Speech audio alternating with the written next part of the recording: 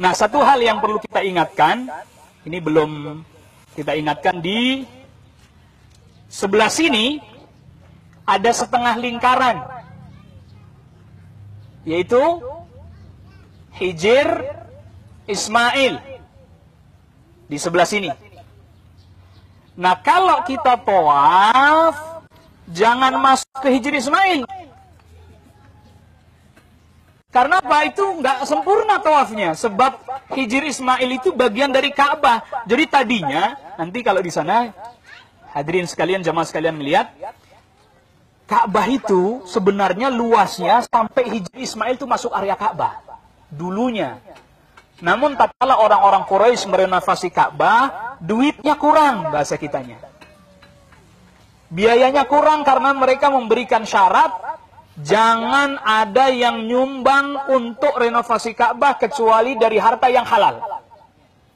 Orang kafir Quraisy dulu aja ngerti, nggak boleh bangun masjid pakai harta yang haram, ngerti. Akhirnya pada saat itu dikumpulkan hartanya kurang, sehingga bagian sana nggak masuk nih. Dibikinlah seperti sekarang ini. Nah, lalu kemudian diberi tanda setengah lingkaran. Makanya salat di Hijr Ismail ya sama kayak orang salat dalam Ka'bah. Makanya tidak boleh pas tawaf masuk ke dalam Hijr Ismail. Karena berarti dia nggak satu putaran. Di luarnya ya. Di luar Hijr Ismail. Begitu. Nah, nanti di sini nanti Maqam Ibrahim. Nanti kalau sudah selesai tawaf. Jadi 7 kali. Ingat, bagi yang bapak-bapak yang lari-lari kecil itu dianjurkan hanya pada 3 putaran pertama saja.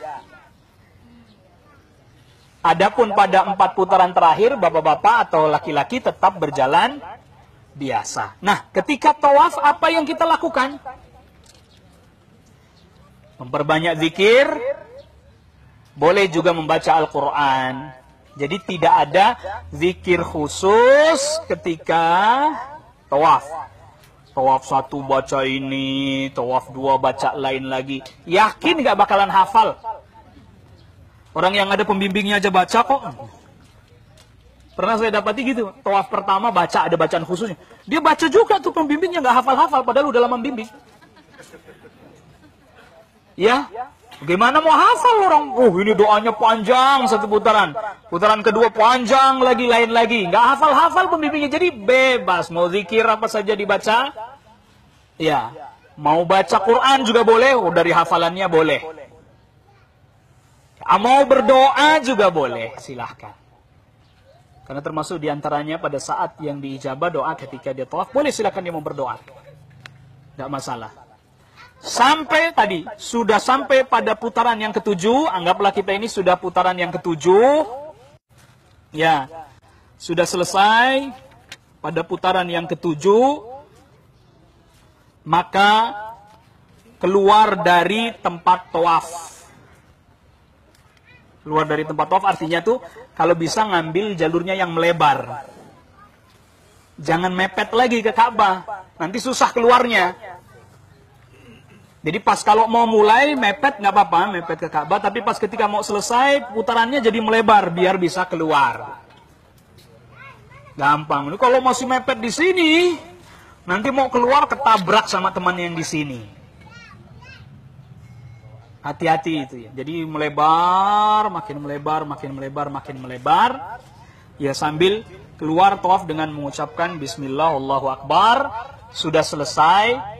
Pundak sebelah kanan, Bapak, ditutup.